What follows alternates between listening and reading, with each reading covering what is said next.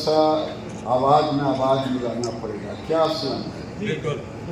भारत माता की जय, भारत माता की जय, वंदे मातरम, वंदे मातरम। बहुत बहुत धन्यवाद। मैं सर्वप्रथम कुलदीप जी के पूरे टीम को, जो समय समय पर कारपेट नगरी में मजदूरों के लिए और व्यवसायियों के लिए एसोसिएशन काम करता है, आज भारत कारपेट एक्सपो में मैं सबों का सम्मान करता हूं। माननीय प्रधानमंत्री जी, माननीय मुख्यमंत्री जी, क्योंकि डबल इंजन की सरकार है, इसीलिए हम दोनों भाई आए हैं, केंद्रीय मंत्री और राज्य मंत्री और राज्य सरकार के मंत्री, हम तीनों यहाँ उपस्थित जी कहते हैं। वैसे हमारे वीरेंद्र भाई, पवित्र माननीय मंत्री राकेश जी, राकेश अचान जी, ये तो आजकल मोदी जी के तरह और जोगी जी के तरह फिट दिखते हैं। जब पहली बार इन्हें देखा तो हमको लगा कि सचान जी हैं कि कोई दूसरा है। आधा तो जरूर हो गए। तो ऐसे देश दरबार मंत्री डॉक्टर विनोद बिंद जी, जो लोगों मरीजों का इलाज करते करते अब सामाजिक कुरीतियों का इलाज करना शुरू किए हैं।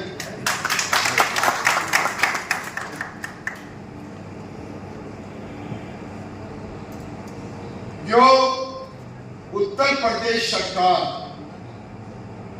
दुनिया में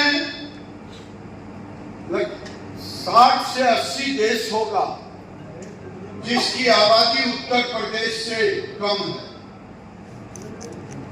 उस राज्य के मंत्री और उस राज्य के प्रधान सचिव मनोहर आलोक जी यहां उपस्थित है। कई चीजें हैं। इस मंच के माध्यम से उसका समाधान के बदले कारपेट एसोसिएशन के अध्यक्ष की टीम राज्य सरकार के ऑफिस में, अगर यहाँ ईएसआई का अस्पताल चाहिए, डॉक्टर साहब ने लिखा है, हमने जिला अधिकारी महोदय से अभी आलोक जी की उपस्थिति में कहा है राकेश जी से कि यहाँ से जमीन एलोकेट करके आप उत्तर प्रदेश मुख्यालय भेजे लेबर डिपार्टमेंट, वो भारत सरकार को, सांसद और आपके विभागीय मंत्री, हम दोनों मिलकर के इस काम को करेंगे। क्योंकि जब यहाँ हमारे ज्यादातर तो बहनें ही काम करती हैं, उन बहनों के सुख सुविधा और परिवार के हमारी विशाल सिंह जी, नाम भी विशाल है, हृदय भी विशाल होना, और हृदय विशाल करेंगे तो मैं एक काम कहूंगा, कलेक्टर साहब आप इनके एसोसिएशन से मिलकर के इस भवन में कहीं अगर ये लोग चलाएं तो एक महिलाओं को नए टेक्नोलॉजी बुनकरों को नए टेक्नोलॉजी, नए डिजाइन, नए पैटर्न सीखनी चाहिए। भारत सरकार की योजना है, टेक्सटाइल मंत्रालय की योजना है, स्किल डिपार्टमेंट की योजना है, राज्य सरकार की योजना है। एक इंस्टीट्यूट होनी चाहिए। ये तो है इंस्टीट्यूट, अगर वहां एक स्पेशल हो जाए ये एक बहुत बड़ी उपलब्धि होगी। नाम का असर तो रहता ही है, विशाल नाम है। तो मानवर कुलदीप राज जी, अध्यक्ष डॉक्टर मानवर पटेल जी हैं, आए चले गए, दिखाई नहीं पड़े। हमारे दीनानाथ भास्कर जी जो अनुभवी भी हैं, ये लगे भी रहते हैं। मुझे लग गया क्योंकि राकेश जी जब कह रहे थे कि हम कर दिए हैं आपका, तो कर दिए हैं, कोनो कागज पर पैसा दिया है।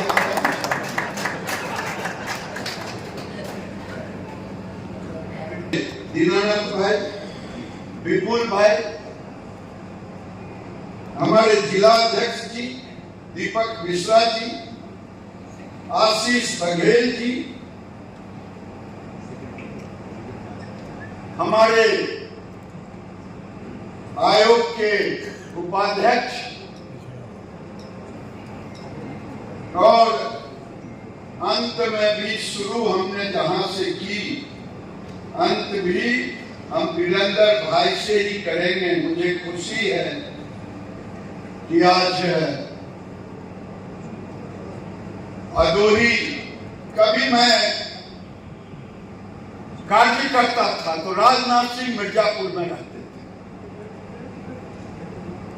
तो राजनाथ जी राष्ट्रीय अध्यक्ष थे, आया जाया करता था।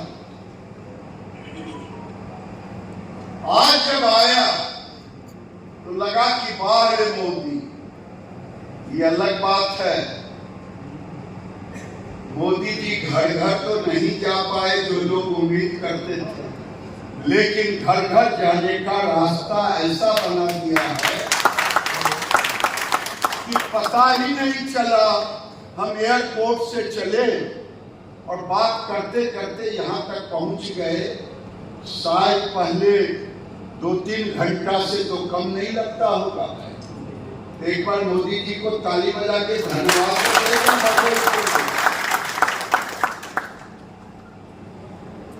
मैं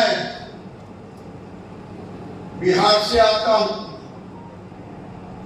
और इसके पहले वीरेंद्र भाई की कंस्टिट्यूंसी और हमारी बिहार की सीमा सटी हुई, और बिहार और पूर्वी उत्तर प्रदेश दोनों यूपी बिहार के बाहर एक गई। हमें भी पूर्वांचली कहा जाता, इन्हें भी पूर्वांचली कहा जाता। आज पूर्वांचली की ताकत है।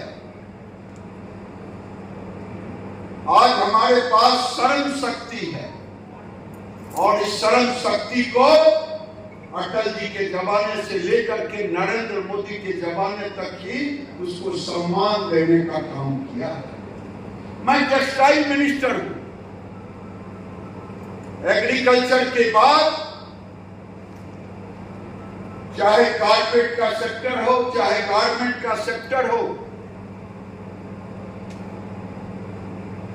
चाहे कोई भी सेक्टर हो, टेक्सटाइल से जुड़ा हुआ, हैंडलूम से जुड़ा हुआ, हैंडीक्राफ्ट से जुड़ा हुआ, वहां रोजगार के अवसर है। और हमने तय किया है 2030 तक 6 करोड़ लोगों को रोजगार देने का कार्य योजना। ये जब कार्य योजना हम बना रहे हैं, अभी हम $170 बिलियन का मार्केट है हमारा टेक्सटाइल, जिसमें कारपेट भी आता है। हम 2030 तक $300 बिलियन के मार्केट साइज में, और केवल टेक्सटाइल के धागे नहीं, कारपेट की बुनाई कर, और हमें 20 मिलियन टन हमें यार्न भी चाहिए, फाइबर भी चाहिए, चाहे वो पॉलिस्टर हो, चाहे विस्कोस हो, चाहे नेचुरल हो, चाहे रिसाइकिल हो। लेकिन इतना जरूर कहूंगा कि आने वाले दिन में अगर अभी कहा जा रहा है कि भदोही, मिर्जापुर हम 1 नंबर में इंडिया है, इंडिया में भी 1 नंबर और देश में भी भारत 1 नंबर।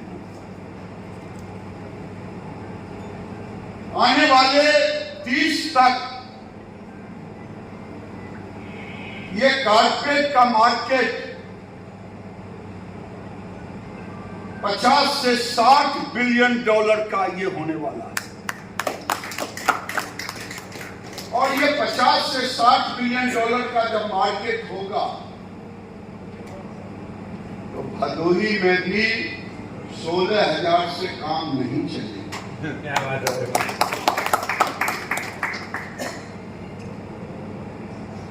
और मैं तो चाहता हूं, अब टेक्नोलॉजी का जमाना है, हम कभी रोने में भरोसा नहीं रखते, हम सॉल्यूशन में भरोसा रखते। जब मैं इस इंडस्ट्री में आया, गारमेंट इंडस्ट्री के लोग आते थे, वो कहते थे बांग्लादेश, वियतनाम, उससे हम कैसे पार करें। हम कहे मेरे लिए न बांग्लादेश चुनौती है न वियतनाम चुनौती है। जितना वेजेज बांग्लादेश देता है उससे ज्यादा वेजेज भारत के गारमेंट सेक्टर में लोगों को मिलता है। $115 से लेके $130 से लेकर हम दे रहे हैं, और उसकी कैपेसिटी ही कितनी थी? 45 लाख।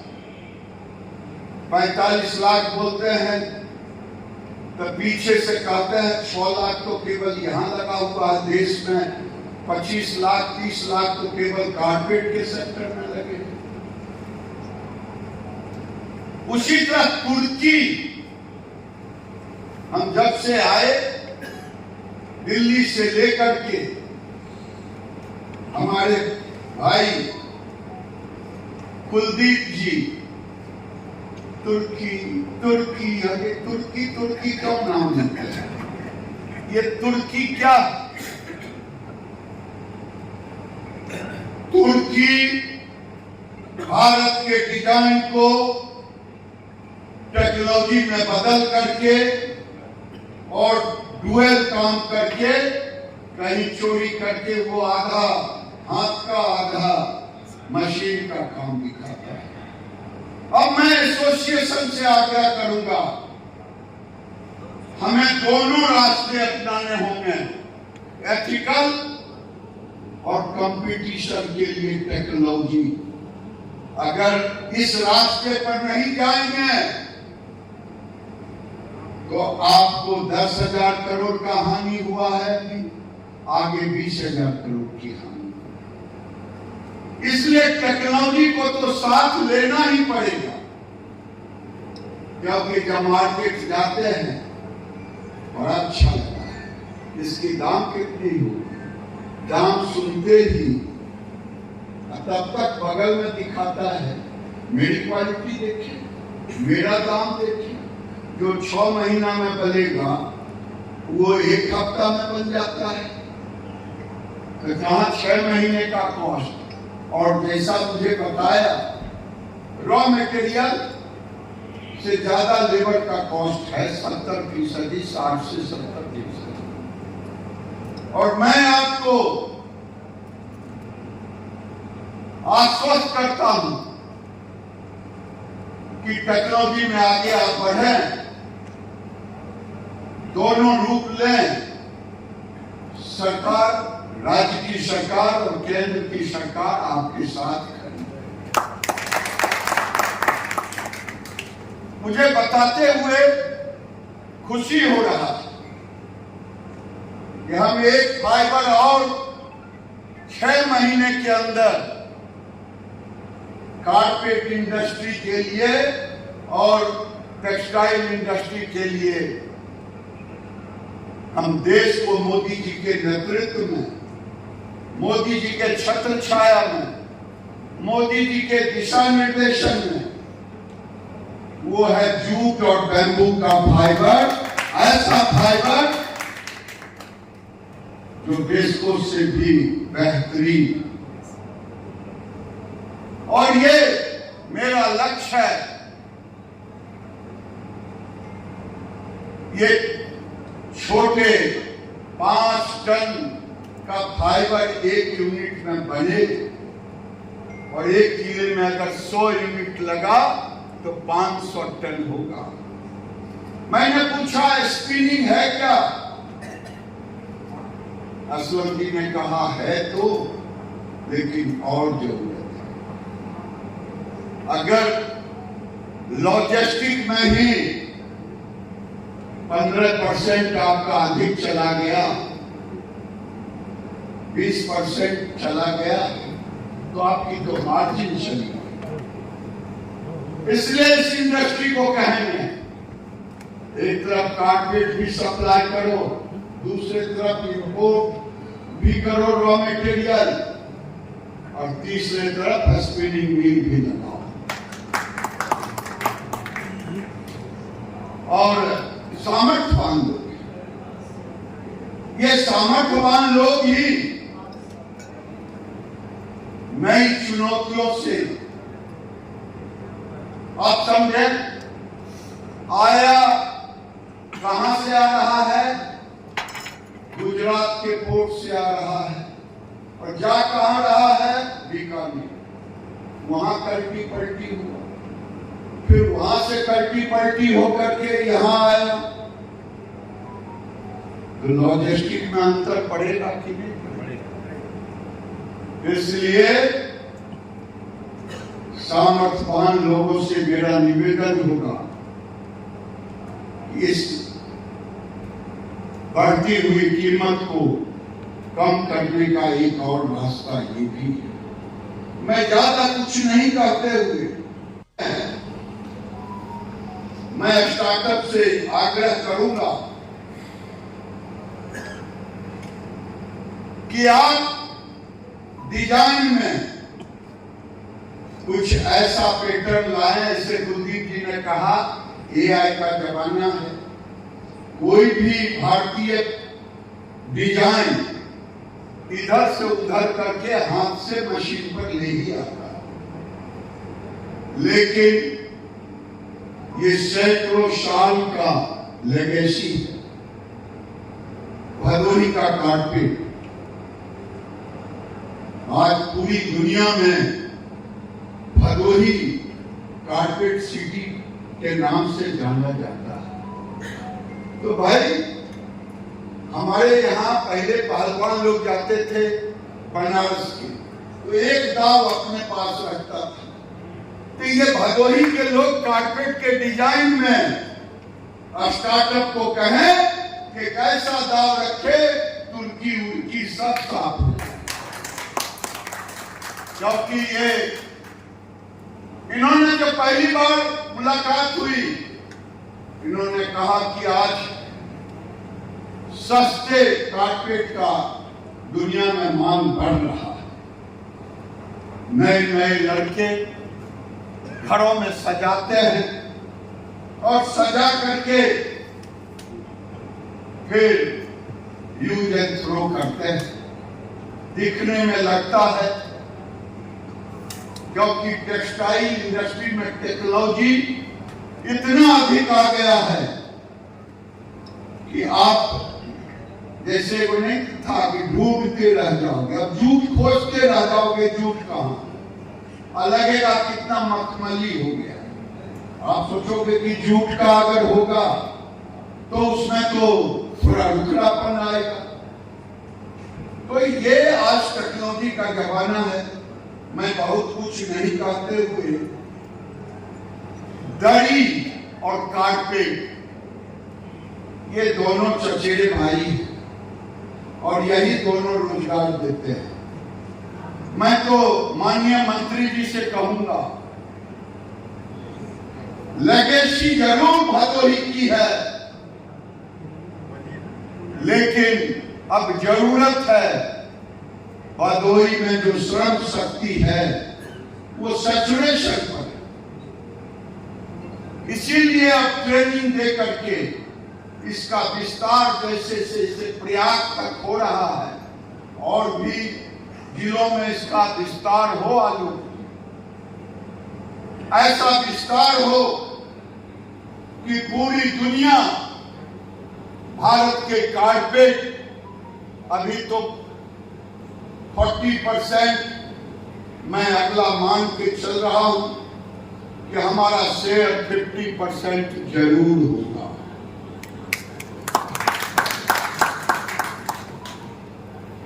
मैं ज्यादा कुछ नहीं कहते हुए, क्योंकि मुझे जाना भी है, मैं उत्तर प्रदेश सरकार को धन्यवाद देता हूं और माननीय मुख्यमंत्री के साथ साथ माननीय मंत्री राकेश जी को, इनकी टीम को, इन्होंने इको सिस्टम डेवलप किया है।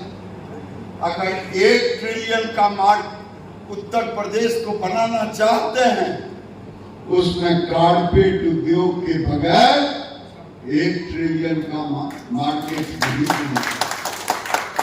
और इस 1 ट्रिलियन का जब उत्तर प्रदेश बनेगा तो भारत 5 ट्रिलियन पर अपने आप चला जाएगा। तो ये आज जो मुख्यमंत्री 700 अरब के पार हो गया। ये राहुल जी को इटली से पैसा आपने नहीं जमा किया है फॉरेनर से। ये योगी मोदी जैसे योजनाओं को ला करके 19 लाख करोड़ का से ऊपर गया है। ये है 700 अरब डॉलर का। आज पूरी दुनिया हमारी टिकी हुई है साथ। मैं आश्वस्त करना चाहता हूं, कारपेट जो हमने $100 बिलियन का रखा है साइज की, हम एक्सपोर्ट करेंगे। $350 बिलियन का जब साइज होगा, उसमें कारपेट जगत की बहुत बड़ी भूमिका होगी और उसको पार करने में जितना भी सहयोग करना होगा भारत सरकार और राज्य सरकार मिलकर करेंगे। मैं एसोसिएशन से कहूंगा, भारत टैक्स होने वाला है फरवरी में। भारत टैक्स में आमंत्रित करें जो आपके 400 विदेशी मेहमान आए, उनको आमंत्रित करें और वो फिर आप भी भारत टैक्स में लेंगे ही, भागीदार बनेंगे ही, लेकिन आप अपने सेक्टर के आए हुए सारे व्यवसायी को भारत टैक्स के लिए भी आमंत्रित करें। मैं ये भी निवेदन करूंगा कि आने वाले दिन में एक ऐसी योजना बने, अगर स्पिनिंग मिल यहां लगे तो अति उत्तम, नहीं तो एक रॉ मटेरियल बैंक भी हो। ये कोई बहुत बड़ी चीज नहीं। बहुत बड़ी चीज नहीं है। केवल योजना बनाने की जरूरत है और मैं आपको शुभकामना देता हूं कि आप आगे बढ़ें। डबल इंजन की सरकार आपके साथ खड़ी है, केवल स्टेज पर नहीं बल्कि आपके हर कठिनाइयों को दूर करने में खड़ी है। बहुत बहुत धन्यवाद।